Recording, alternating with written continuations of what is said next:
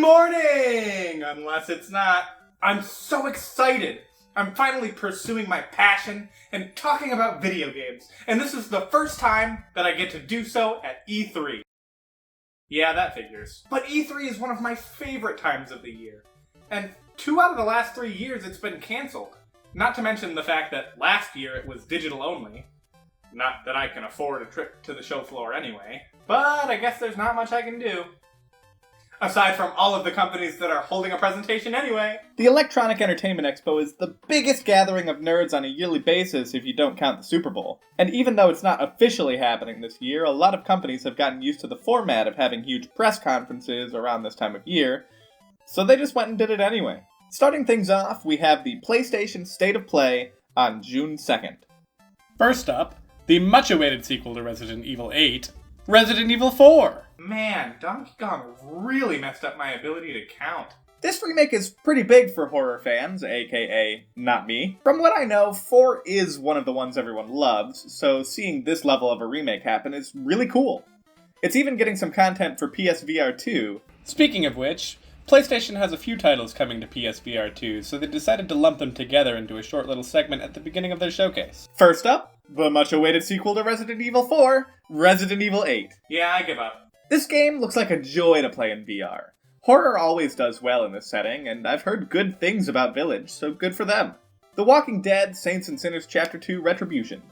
Are titles getting longer, or am I getting shorter? This looks a lot like the first game, so I'm sure some people are excited, but probably Walking Dead fans more than video game fans. No Man's Sky is getting VR, which is just another step in the process of turning the most disappointing game of all time into an absolutely awesome looking time. And lastly, we have Horizon Call of the Mountain, which is a Horizon adjacent game which seems to be stripped down, focusing mostly on climbing and bow fights. Ben McCaw shows up and he's really excited because Horizon Forbidden West is getting New Game Plus. I think that requires people to have beaten the game in the first place, Ben. Nice try, though. I have heard nothing about this game, mostly due to it releasing a few days before Elden Ring, which is a game I think everyone ever bought. And considering how many hours most people take on that game, I don't think there was time to beat Horizon in the first place. Get ready, a PlayStation fan favorite is coming to PC. Oh my god! Those are the guys who make Ratchet and Clank! I don't have a PS5, so I can't enjoy. After the most disappointing news of my life, Sony reveals Stray, a game where you are a cat. It's going to be free for PS Plus members the month it releases. Sony really gets me. Next up, the much-awaited sequel to Resident Evil 8, The Callisto Protocol. To me, this looks like Resident Evil in space, which is what you'd think Dead Space is, but I don't play horror games and can't elaborate. Roller Drone seems cool, gives My Friend Pedro vibes, that's it. Eternites, which is pretty much just an anime action RPG. Don't get me wrong, it looks like a good anime action RPG, but you pretty much know what you're getting when you combine those 3 words. New Capcom game? So, Street Fighter, Mega Man, or Nobody Cares. That's a street, which is a good sign. Oh good, Chun-Li, a character I recognize, new Street Fighter. Yay? It looks really good, and hopefully that street roaming is a thing, but I don't play a lot of fighting games either. But this one does look interesting, maybe it can change that. Next up, a couple of indie games. You have your average indie dungeon crawler, complete with a fox called Tunic, already available on Steam, and definitely not Pokemon Snap. Did people just realize cameras are a thing? Ever since new Pokemon Snap, so many of these kinds of games are being revealed. Final Fantasy director comes out and says, "Let the world burn, we'll make Final Fantasy." I mean, I understand, but man, is that dark. Oh yeah, and new Final Fantasy game. I know a lot of people joke about each new title never being the Final Fantasy, but is anybody else sick of these games? Maybe it's just because I don't like RPGs that much, but it feels like there are too many. And since they aren't the same story anyway, couldn't they just give these games different names? And summer 2023? That's 7 years since 15! Stop numbering them! Thankfully, Sony kept it short. There wasn't really anything I specifically am looking forward to, but I think there were a lot of definitely solid titles in there. But they aren't the only ones coming to the show this year. We have Summer Games Fest, a festival for games in the summer. Yeah. Street Fighter 6 again! Wouldn't be E3 if we didn't get the same game a few times. Aliens Dark Descent looks a little bit more like Colonial Marines than Isolation. Okay, never mind, it's something completely different. Why was there like 1 second flash of gameplay? I assumed the answer is it looked too much like Colonial Marines, but it still felt like it came out of nowhere. Another rehash of the Callisto Protocol. I would be upset, but this presentation is 2 hours long and I still haven't gotten to the 2-hour Microsoft one, so skip. New Call of Duty, which is the first Call of Duty to Call of Duty since Call of Duty. Can you tell I'm not a fan of shooters? For a game that goes pretty much unchanged every year, it sure did take up the biggest section of this presentation. Next up is Witchfire, and this game looks rough. It's a fantasy shooter, kind of like Borderlands or Destiny, but there's so much unused space in a lot of these shots. Also, the game feels really slow, and even when a lot of enemies show up, it doesn't seem like you have a lot to do aside from shoot them one at a time. There are some cool elements here, but I hope it shapes up a bit more like Doom by the time it releases, with frantic, fast, and explosive gameplay. We get a 10-second trailer on a game called Fort Solace. It tells me nothing. Luckily, instead of a trailer, the devs are here to talk at us for a while with no footage. Way to put the press conference back in my press conference. Routine! The trailer starts off looking like a student film and finishes looking like an indie horror game. Probably because it's an indie horror game. And between the short trailer and lack of horror love in my veins, yeah, this one seems meh. Outsiders World Slayer is exactly what I want Witchfire to be, but it's hard to tell what in this trailer is actual gameplay, so it could just be movie magic making it look this way. But hey, it seems promising. Then we get a montage of games for Switch! Finally! That we already knew were coming to Switch. Of course. Fall Guys is turning into a free-to-play. I watched this whole trailer thinking maybe it was a sequel or DLC, but nope, just a dead game becoming free-to-play, as most dead online games do. The next game comes to us from a supposed new team of legendary developers. How can they be legendary if they're new? There is no metric for this. It's an RTS, no gameplay shown, so it's going to be exactly like every other RTS. Cool. Highwater is a game that it's hard to tell what's going on. Seems like all you do is exist, which I do every day, I'm pretty sure. But these guys do exist in a post-apocalypse flood world, and I haven't done that. It's on my bucket list. American Arcadia has you escaping a utopia, probably some secrets and whatnot. They didn't give a lot away in the trailer. Reminds me of Limbo a little bit, it'll probably be good. Marvel game, no gameplay shown. It is a Marvel game though. I'm almost positive. Some gameplay is shown for the Cuphead DLC, and all I can think is, what happened to that Microsoft exclusivity or whatever? I mean, I'm excited, but that Microsoft thing is really distracting. Neon White looks pretty cool. You're a sinner from hell using magic cards to clean up heaven. The gameplay looks clean, and I love a wacky premise like that, so I can't wait for— Yeah, it released before this video did. An hour into this 2-hour showcase, I'm starting to get burnt out. And it's hard to have opinions on games that aren't really my thing, like Midnight Fight Express looks like a cool little arcade aesthetic isometric shooter, but that's all I can really say. Warframe exists, much like it has for many years now. Genshin Impact Studio is making a new Genshin Impact, but in space. Aren't they like 40% finished with their first game? Why are they making a new one? Anything Japanese gets bonus points from me since I'm a nerd, and Zenless Zone Zero looks like a high-octane Japanese hack and slash with a furry. The bonus points cancel out the furry. 6-player Ninja Turtles arcade game? I don't have 3 friends, let alone 5, but why 6?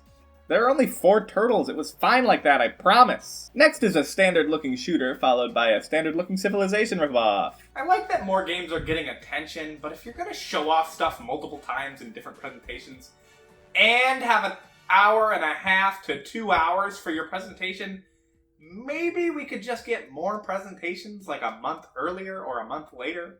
One Piece Odyssey. A lot of people seem excited for this one. It's a big anime, and the term Odyssey holds a lot of power ever since Nintendo used it. Sorry, Ubisoft, you don't count. But I saw what looked like turn-based combat, and I've never been more scared. What if a video game is bad? This was the point in the showcase where it just really loses steam for me.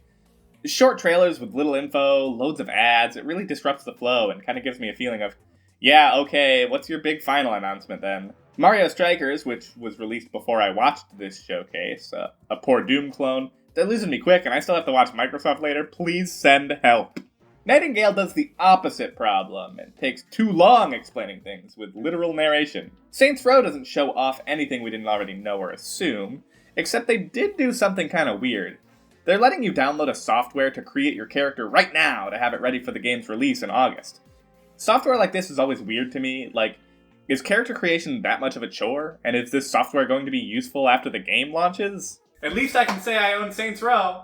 Darktide, sequel to Vermintide, spiritual successor to Left 4 Dead, but in the Warhammer universe. I couldn't get into most of these games. They're fine, just not quite my cup of tea. And Darktide, which is set in the sci-fi version of Warhammer, looks like more of Vermintide to me, so as much as I'll probably pick it up, I don't think I'll enjoy it all that much. Layers of Fear, I actually played this one. Don't judge me. Wait, plural? Okay, you can convince me to try one horror game, but two, you're just pushing it. Gotham Knights means Marvel fans aren't the only people getting a disappointing superhero game, but move over because Naughty Dog is here. A TV show. I guess Naughty Dog wasn't here. Multiplayer The Last of Us, which feels like it misunderstands why people played The Last of Us. A TV show, because game adaptations like that always go well. And a facelift for The Last of Us 1 coming to PS5. You can already play it on PS4 and it doesn't look bad. Who is this for? And with that, it finally wraps up the Summer Games Showcase. I don't think anything was particularly bad. It just feels like there weren't a lot of major players or big franchise installments.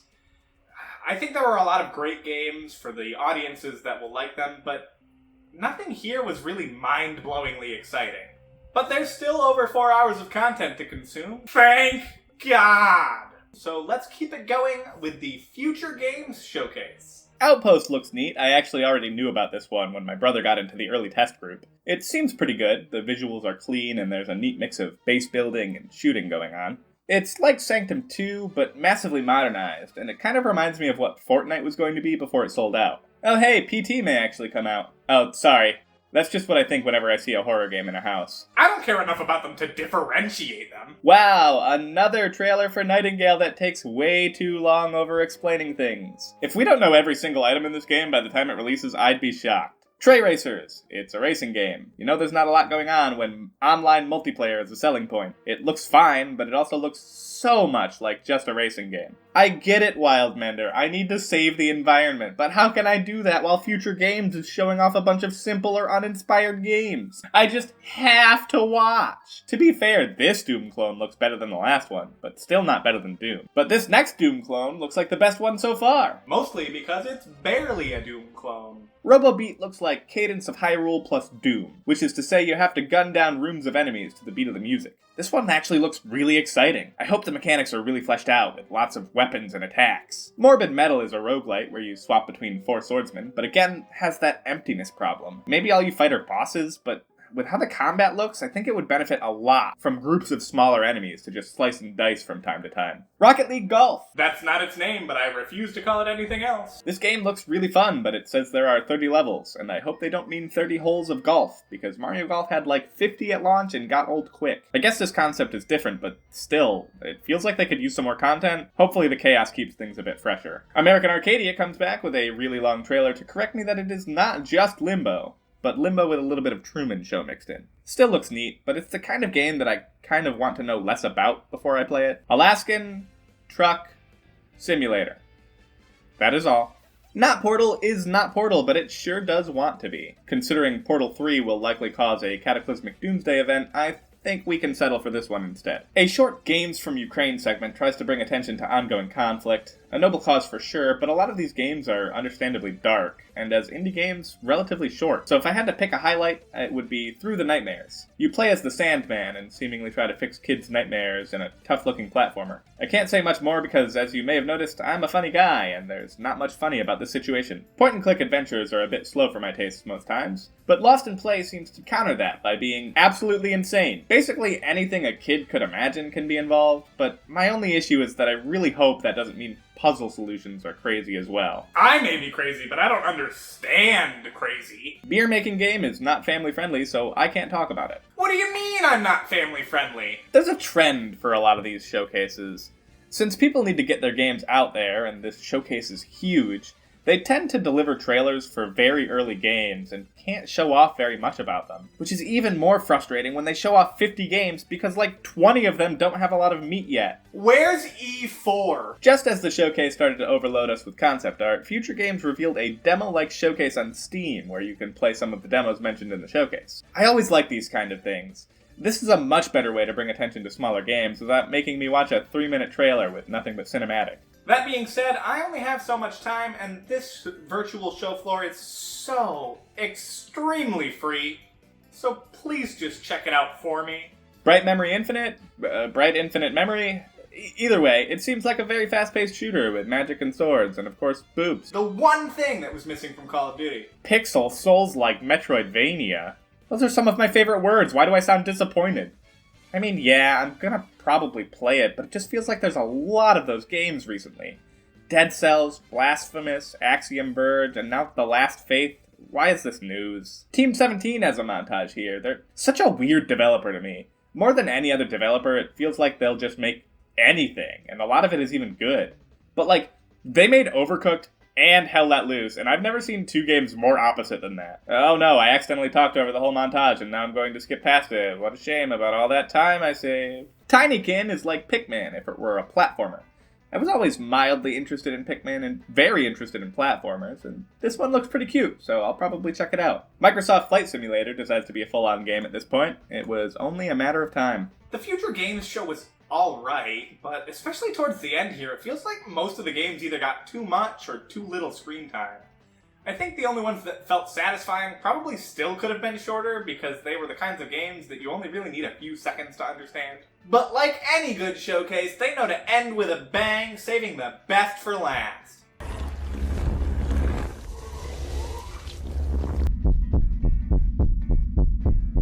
What was that? Okay, so the Future Games show wasn't really my thing. Luckily, there is another showcase left, and my long history of being a Nintendo and Sony fanboy means that I'll probably really like the Xbox and Bethesda goddammit showcase. The first game looks pretty good, but it's just someone talking over gameplay basically, and especially the beginning is really slow-paced. Just someone walking through a bloody church, and the whole thing has this tongue-in-cheek feeling to it that just barely misses the mark and makes it feel trite. You can shoot vampires, I guess. The game looks fine, I was just too distracted by the voice acting.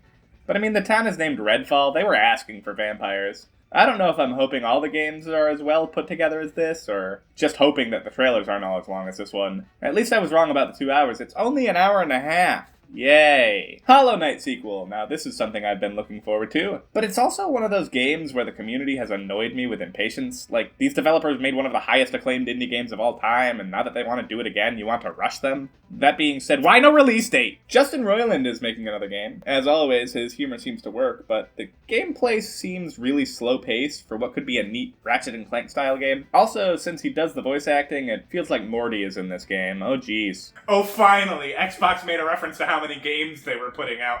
I was getting a little bit worried there. It's not as many as previous showcases, thank God, but they seem to have a theme of, you can play this soon, which I think should just be a thing all the time. They act like these games coming out in the next 12 months is a big thing, but they do this once a year, so why not save the games coming out later for next year? Well, Riot showed up, and I'm pretty sure even mentioning their name is a hate crime against gamers, especially League fans, so let's move on. I must not have paid any attention to the recorded stream chat in the previous ones, but man is it toxic. I gotta be real with you guys for a second. Who cares? Yeah, that's coming from the guy up here complaining about video game press conferences for fun. It can be easy to get these two things mixed up, but when I tell you about games I don't like, I want to tell you what I think about them. They aren't always bad games, and if you enjoy them, that's awesome! But I'm not going to act like these popular games are a mess, or their players are stupid, just because I don't like them. I'm a stupid mess, why would I do that? This next title is The Last of Us with Rats, which is a game I thought already existed, so I guess this is a sequel? It looks so much like it could be the first game, since the trailer is really slow and nothing specifically says we've done this before. We got to see a little bit of action, but I guess the trailer was trying to hit a note of post-apocalyptic isolation, but the narration over the whole trailer kind of ruined that. As always, Forza gets a big presentation just so you know it's a racing game. I get it, it's a big franchise. I hope fans enjoy these trailers, but something tells me they just want more content, and video footage of a new racetrack isn't the same thing as racing on that new track. This could have been shorter. Wait, no, this one is actually Microsoft Flight Simulator. I was joking. Overwatch 2 is Overwatch, as expected. For a game that's supposed to be including a large single-player mode to justify itself not just being an update, that was all the multiplayer mode, with maps that are in Overwatch 1 and a single new character, which they've added as updates to Overwatch 1 multiple times. This game has no gameplay, but the models give me a very Civilization ripoff feeling, and apparently that's a common thing this year, so I'll just assume I'm right. Elder Scrolls Online and Fallout 76 get updates that really only appeal to people who already play the game. Have you ever tried to get into an MMO after an expansion? It's too late. It's already dead. Forza gets another trailer in the same showcase. Did I missed something? Ark 2 looks to be Ark. Is that another theme this year? Sequels to really popular games that could probably have been updates, except they can totally exploit more money out of people? There must be trends in gaming that I don't pick up on, being a lowly Nintendo nerd like I am, but are Doom clones a thing right now? Because that's the feeling I also get from Scorn, and if I recall last year's showcase had a lot of titles similar to Pokemon Snap, why would you want to compete with one of the most critically acclaimed games of the decade? And last decade. Next up we have Female God of War, which is genuinely what I thought it might be when I first saw it, but no, it's a game called Flintlock. There are a lot of reasons for it, I know, but especially when I watch Xbox showcases, I'm reminded that major studios will just remake things that have sold well, because they know they can make money that way. I mean, cool, we still get good games from them, but imagine what kind of games we could get if the guys with all the money were willing to experiment a little bit. Like this. The Minecraft guys are making, you guessed it, a game using the Minecraft world as its setting. It looks like a third-person RTS in Minecraft, and I don't know what to say about that, so I won't. Next, we get a look at Frontier. It's just a survival game in a mech. I love that. Yeah, as I said, getting more of the same game is great for fans of those games, and I like survival games. And so many of this year's games look like just that. Clean new games that we've seen before, and will probably be fun for fans of those genres. Like the next games are just cartoony Left 4 Dead, Cthulhu Ori, and Until Dawn visual novel. I could make anything sound bad if I tried. It's just a rainbow Wii. Okay, maybe not anything. Naraka Blade Point actually looks cool. I've never seen it before, but it apparently has 10 million players already. A lot of these games are being shown as play it day one on Xbox Game Pass, or at least being on the Game Pass at some point, which kind of devalues it a bit for me. If you're willing to give me all these games on a cheap subscription platform, are they really all worth it individually? And I know that's what Xbox wants me to think, but holy crap, have you seen the Game Pass library? It will eventually consume us all. We may as well start praising it now. Grounded gets a trailer for finally being fully released. Haven't played it yet, seems fun. Worthy of extending this 90-minute showcase? Probably not, but they get paid the big bucks and I get paid in gum! Diablo 4 gets so much time to talk about features that were pretty much standard to Diablo 3, or at least included eventually. And then we get Sea of Thieves DLC. Ravenlock seems to be an absolutely crazy action RPG, and I mean crazy in the same way as me. These enemies are so colorful and varied, in the same way as me. This actually looks like a lot of fun, in the same way as me. Which of course needs to be followed up with another look at Cocoon. Except it's the same trailer, I think? I fell asleep both times, so at least that was the same. Team Ninja gives us a cinematic trailer of a game you'd expect to be created by the developer called Team Ninja. I wonder if Phil Spencer still exists.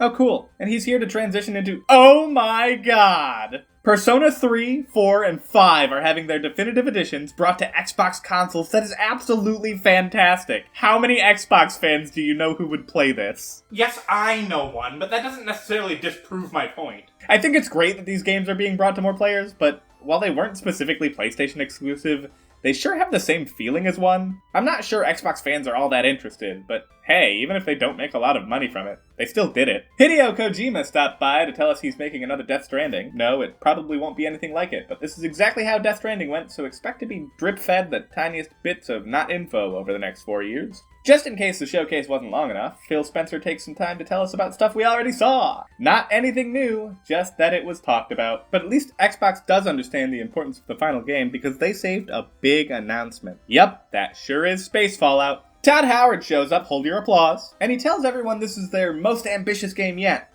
It's Fallout in space. Yeah, I mean, it's big, and the models probably took a while, but from what we were shown, it doesn't seem that much more difficult to make than Fallout in space. The game comes out in early 2023. I think it'll be good, but considering people's worries about the more recent Fallout games, it's gonna have to make a really good first impression. And that's everything people considered a part of E3 this year.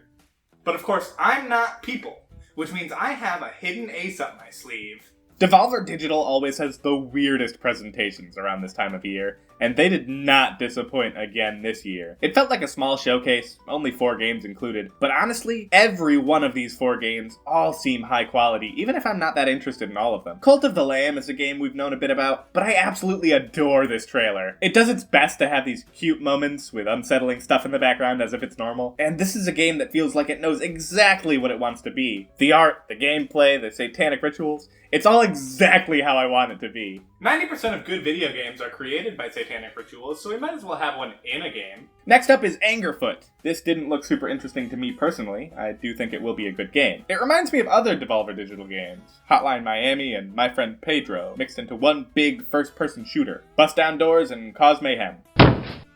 Ow! My personal favorite of this showcase was The Plucky Squire. I always enjoy games that toy with the boundaries of video games and the characters' perceptions. This one seems to have you on an action-adventure solving puzzles that involve jumping in and out of different 2D planes scattered around a child's bedroom. It's like those sections from Mario Odyssey, except actually a puzzle and not just a different type of platforming. And lastly is the what the hell game, Skate Story. I have almost no idea what's going on in this game, but it's published by Devolver Digital, you're on a skateboard, and it looks super trippy. Ah yes, the holy trinity of gaming. I always loved Devolver's games and showcases, but it's a shame that Nintendo couldn't be a part of the festivities this year. There are rumors of a Nintendo Direct coming later this month.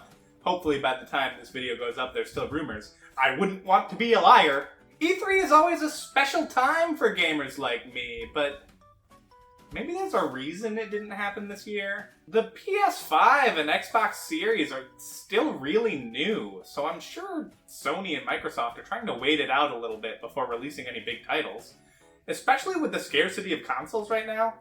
And to be fair, it's not like I didn't like any of the titles that were shown, it just felt like they were kind of targeting people that are not me. But with that said, I do think that next year is going to have a lot of great titles for me. Mostly because maybe Nintendo will show up. Please come home!